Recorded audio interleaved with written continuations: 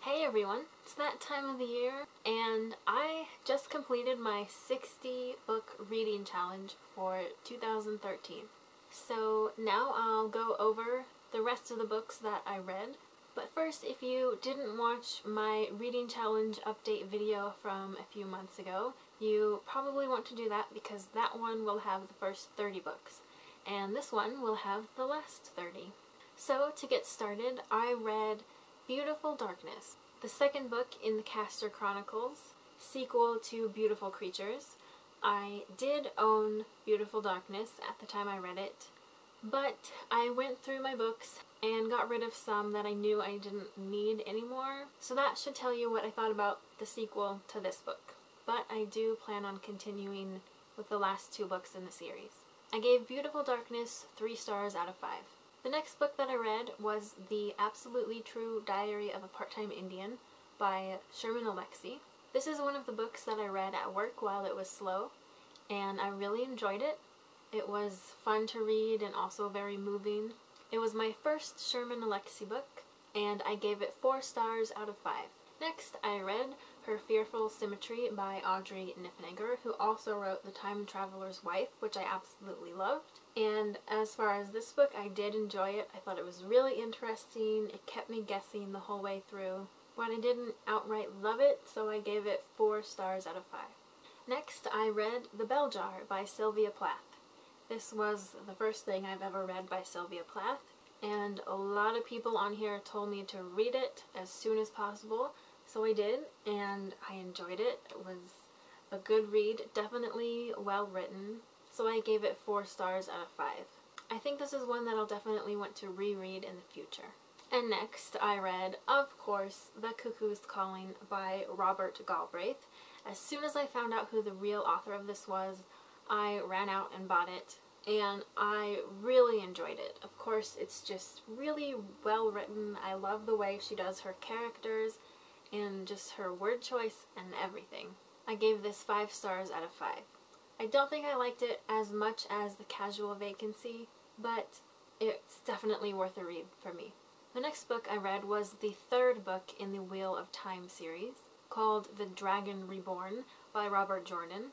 And as with the first 2 books in the series, I enjoyed it. I liked the characters. I wanted to know what was happening next. But the writing and the dialogue was just a bit cheesy and repetitive. So I ended up giving it 4 stars out of 5. I've already got book number 5 ready and waiting for me.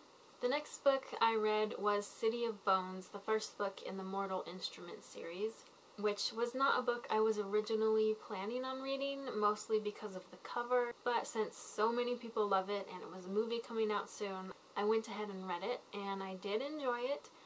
Didn't fall in love with it, but I gave it 4 stars out of 5. I have since seen the movie, which was okay, but definitely the book is better. The next book I read was The Knife of Never Letting Go by Patrick Ness, the first book in the Chaos Walking series, and it was amazing. The writing is really well done, and it's one of those books where you don't find out what's happening until the end of the book, and it's just really well crafted. I would definitely recommend this to anyone. I don't have a copy of it because it's one of the books I read on my lunch break on my iPod. The next book is also one of those books that I read on my lunch breaks, and that's How to Be a Woman by Caitlin Moran, which I really enjoyed. It was just really smart and really funny, and I gave it 5 stars out of 5. The next book I read was also an ebook, and that is Volume 1 of Scott Pilgrim, which I have not read before, and I haven't seen the movie either, but I was familiar enough with it to not really be surprised by anything. And I really enjoy the concept. I'll definitely be reading the next ones at some point. I gave this book 5 stars out of 5. And after that, I just didn't want to wait anymore to find out what happened in the Mortal Instruments series, so I read books 2 and 3 right after the other. I gave City of Ashes, the second book, 4 out of 5 stars. And I gave City of Glass, the third book, 5 out of 5 stars.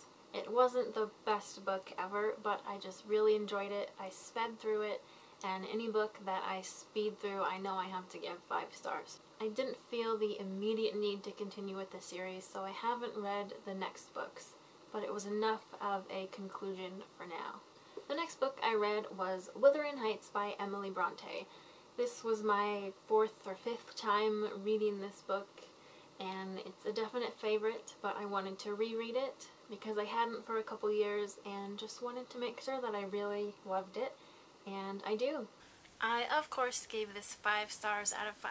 The next book I read was Jellicoe Road, also known as On the Jellicoe Road, by Marlena Marchetta, which was absolutely fantastic. There's a reason that a bunch of us have been telling you to read the book immediately, because it's beautifully written, it's really relatable, and it's another one of those books where you don't quite figure out what's going on until close to the end, and it's slowly revealed over time. And it's just a really moving book, and I cried a lot, and you should just read it.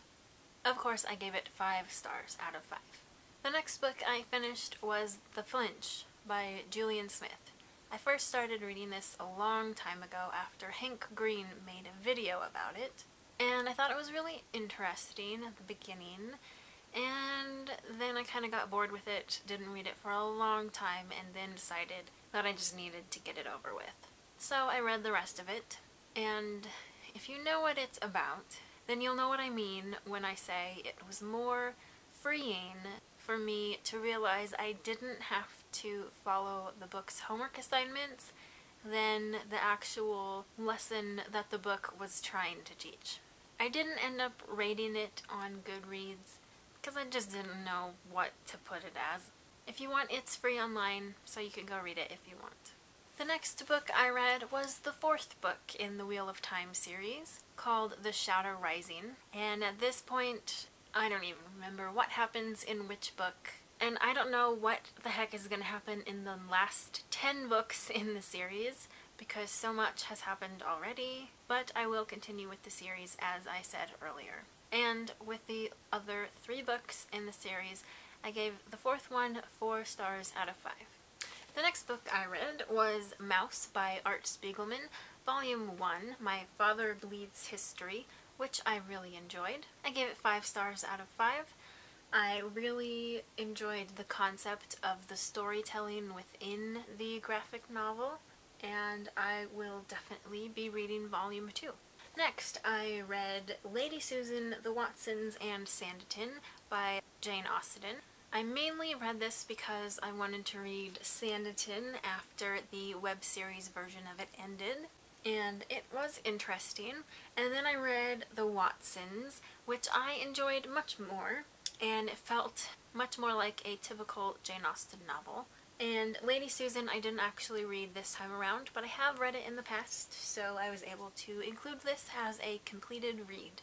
The next book I read was another one that at least started as a lunch break ebook, and that is Fangirl by Rainbow Roll. And then I got to about 50%, started reading at 9 p.m., didn't stop until 2:30 a.m. and the book was finished because it was just so enjoyable. I just really loved this book. I gave it 5 out of 5 stars.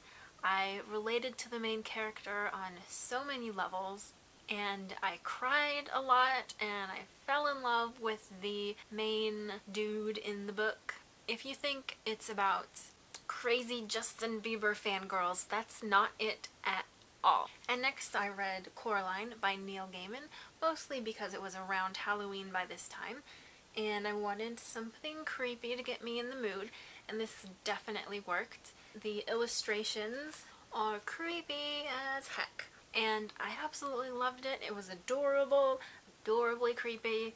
The next book I read was another one I read at work while it was slow. My second Sherman Alexie book, Reservation Blues. This one was excellently written. It was very interesting, and I gave it 5 stars out of 5. I definitely recommend it. And the next book was also one I read while it was slow at work, and that is David Douglas, A Naturalist at Work by Jack Nisbet. This is actually a non-fiction book, And since it was nonfiction, it did take me a while to get through, just because I love stories and not facts and stuff. Blech. I gave it 3 stars out of 5 because it was interesting, but it's just not something I like to read all the time. And the next one was another one I read at work while it was slow. It's been a bit slow lately. What can you do? And that's The Birch Bark House by Louise Erdrich. Very well written. I loved the characters, and I gave it 5 stars out of 5. And then I read Insurgent, the second book in the Divergent trilogy, which I read because Allegiant had just came out and there were some spoilerific spoilers out there on the internet, and so I decided to get a move on and read the second book, which was definitely interesting. Didn't like it as much as Divergent, but I didn't dislike it as much as some other people do, and I gave it 4 stars out of 5. And then I immediately started reading Allegiant, the third book, which I enjoyed more than Insurgent, but not as much as Divergent. And it was really gratifying to get all the answers that I was waiting for.